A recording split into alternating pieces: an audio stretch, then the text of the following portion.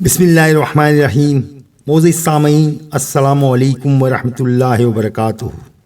سامعین اکرام، بنی اسرائیل میں ایک سادہ سا آدمی بیٹھا اللہ تعالیٰ سے باتیں کر رہا تھا کہ اے اللہ، میں نے سنا ہے کہ تیری بیوی نہیں ہے، تیرے بچے بھی نہیں ہیں۔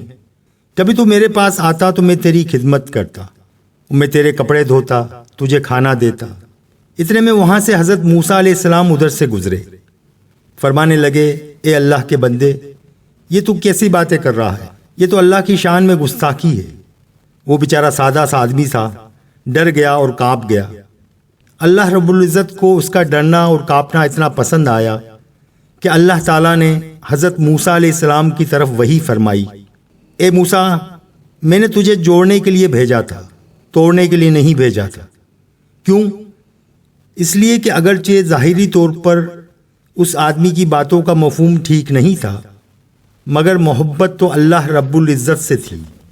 پیارے دوستو، اللہ رب العزت سے اتنی محبت کی جائے کہ دنیا میں ہی انسان کو بشارتیں مل جائیں۔ پیارے دوستو، اللہ سے اللہ کو مانگو، یہی عشق الہی والی نعمت ہے جس کے حصول کے لیے ہمیں پوری زندگی عطا کی گئی۔ اس لیے اگر انسان اللہ تعالیٰ رب العزت سے مانگے تو اللہ رب العزت ہی مانگے، اس کی محبت مانگے، اس کا عشق مانگے۔ آج اللہ تعالیٰ سے مال مانگنے والے بہت ہیں، کاروبار مانگنے والے بہت ہیں، گھر بار مانگنے والے بہت ہیں، لیکن اللہ سے اللہ مانگنے والے بہت تھوڑے ہیں۔ حضرت سیدنا ابراہیم خلیل اللہ کو اللہ رب العزت نے خلیل کا لقب دیا، یعنی دوست۔ تو فرشتوں نے پوچھا، یا اللہ، کیا ان کو آپ سے اتنی محبت ہے کہ آپ نے خلیل کا لقب دے دیا؟ اللہ رب العزت نے ارشاد فرمایا، اگر تمہیں شک ہے تو جا کر امتحان لے لو۔ چنانچہ ایک فرشتہ انسانی شکل میں سیدنا ابراہیم علیہ السلام کے قریب آیا۔ اس وقت آپ علیہ السلام جنگل میں بکریاں چرا رہے تھے۔ اس فرشتے نے بآواز بلند یہ کلمات کہے، سبحان ذی الملک والملکوت، سبحان ذی العزت والعظمت والہیبت والقدرت والکبریاء والجباروت۔ جب ابراہیم علیہ السلام نے یہ آواز سنی تو ان کو بڑا مزہ آیا۔ وہ فرشتے کی طرف متوجہ ہوئے تو دیکھا ایک آدمی نظر آیا۔ آپ نے فرمایا، ذرا یہی کلمات دوبارہ سنا دیجیے۔ وہ کہنے لگا، کیا معاوضہ دو گے؟ فرمایا، آدھی بکریاں لے لینا۔ اس نے دوبارہ یہی کلمات کہے۔ اس مرتبہ پہلے سے بھی زیادہ لطف آیا۔ چنانچہ پھر مطالبہ کیا کہ ایک مرتبہ پھر سنا دیجیے۔ وہ کہنے لگا، اب کیا دو گے؟ فرمایا، باقی بکریاں بھی لے لینا۔ اس نے پھر یہی کلمات کہے۔ اس دفعہ اور زیادہ مزہ اور لطف آیا۔ حضرت ابراہیم علیہ السلام سے رہا نہ گیا، فرمایا، ایک بار اور سنا دو۔ وہ کہنے لگا، اب تو آپ کے پاس بکریاں نہیں ہیں، مجھے کیا دو گے؟ تو حضرت ابراہیم علیہ السلام نے فرمایا، تمہیں یہ بکریاں چرانے کے لیے چرواہے کی ضرورت تو ہوگی، لہذا مجھے چرواہے کے طور پر اپنے پاس نوکر رکھ لینا۔ یہ سن کر وہ فرشتہ بولا، میں تو ایک فرشتہ ہوں اور امتحان لینے کی غرض سے آپ کے پاس آیا ہوں۔ آپ امتحان میں کامیاب ہو گئے۔ آپ کو واقعی اللہ رب العزت سے اتنی محبت ہے کہ خلیل کا لقب ضرور ملنا چاہیے۔ اللہ اکبر۔ پیارے دوستو، جن کو اللہ سے محبت ہوتی ہے، اللہ تعالیٰ کو ان سے محبت ہوتی ہے۔ مگر اللہ تعالیٰ سے کیسی محبت ہو؟ اللہ تعالیٰ فرماتے ہیں، ایمان والوں کو اللہ سے شدید محبت ہوتی ہے۔ فقط یہ نہیں کہا کہ ان کو اللہ تعالیٰ سے محبت ہوتی ہے، بلکہ محبت کا ایک معیار بیان فرما دیا کہ شدید محبت ہوتی ہے۔ یہ شدید محبت انسان کی عبادت میں رنگ بھر دیتی ہے۔ یہ شدید محبت اس کو تنہائیوں کی لذت عطا کر دیتی ہے، اور یہ شدید محبت اس کو چپ کا مزہ دے دیا کرتی ہے۔ ہم چپ کا مزہ کیا جانیں، ہم تو ہر وقت ٹیٹ کرنے لگتے ہیں، محفلوں میں ہنستے کھیلتے ہیں۔ ہمیں کیا پتا کہ خالق سے جب انسان جڑ جاتا ہے تو اس وقت اس کی کیا کیفیت اور لذتیں ہوتی ہیں۔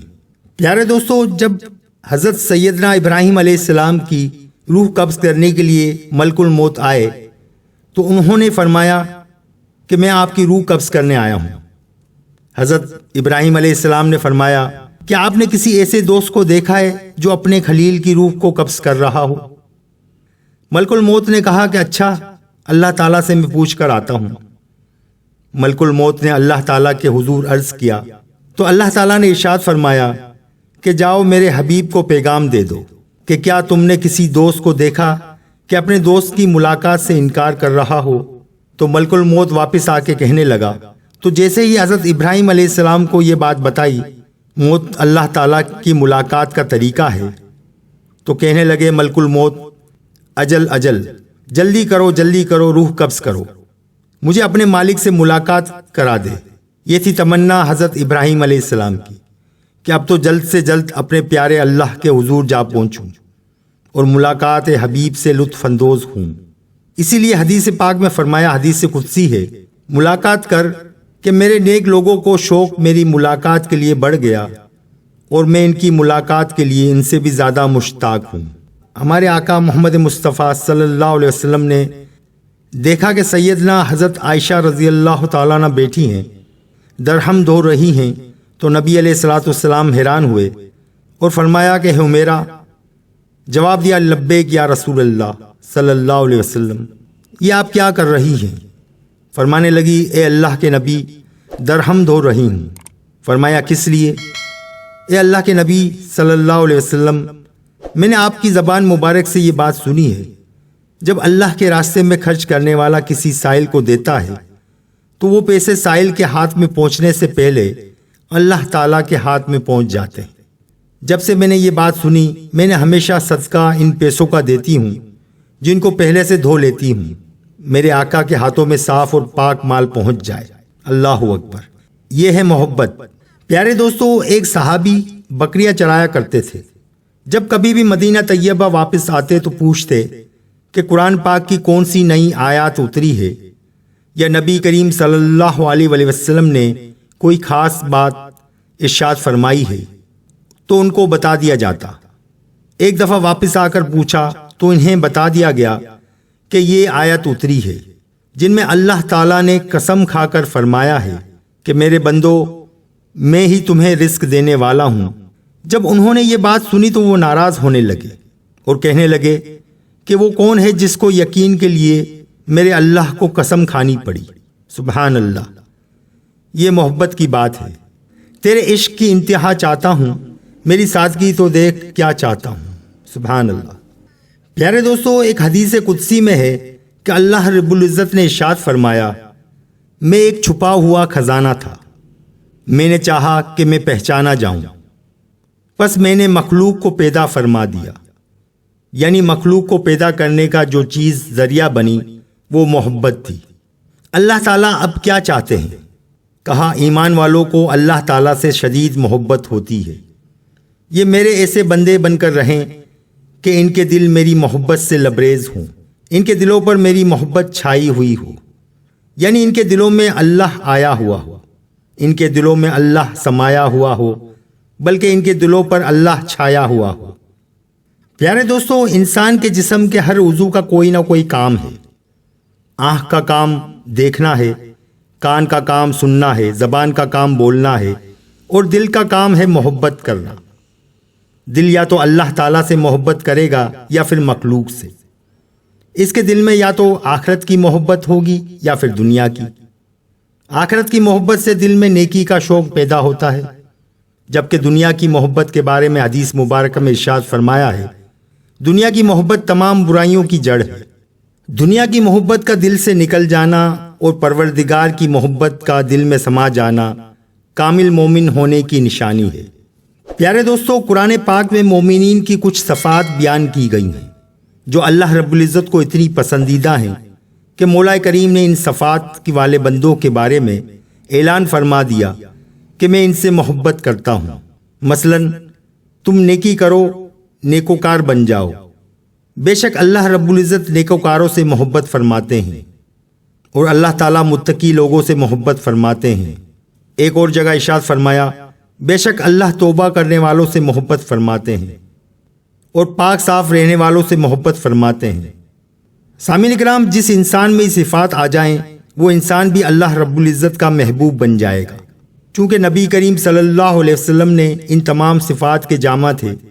یہ کمالات نبی کریم صلی اللہ علیہ وسلم میں نقطۂ کمال تک موجود تھے، اس لیے آپ صلی اللہ علیہ وآلہ وسلم اللہ رب العزت کے محبوب بنے۔ اسی طرح آج بھی ان صفات کو پیدا کرنے کے لیے جو بندہ محنت کرے گا، اللہ رب العزت اس بندے سے بھی محبت فرمائیں گے۔ رنگ کا گورا ہونا یا کالا عجم کا ہو یا عرب کا ہو، پروردگار کی نظر میں کوئی فرق نہیں، وہاں تو دل کے حالات کو دیکھے جاتے ہیں۔ نام بلال رضی اللہ تعالیٰ عنہ ہے، ہونٹ موٹے ہیں، شکل انوکھی ہے، رنگ کا کالا ہے مگر دل محبت الہی سے لبریز ہے۔ اس محبت کے ساتھ زمین پر چلتے ہیں کہ ان کے پاؤں کی چاپ آواز جنت میں سنائی دیتی ہے۔ اللہ اکبر! وہاں تو محبت مطلوب ہے، اس کی اس سے بڑی دلیل کیا ہو سکتی ہے کہ اللہ تعالیٰ کو شرک سے نفرت ہے، جس کے بارے میں اپنے محبوب تک کو خطاب فرما دیا کہ اے محبوب صلی اللہ علیہ وسلم، اگر آپ بھی شرک کریں گے آپ کے کیے ہوئے عملوں کو ہم ضائع کر دیں گے۔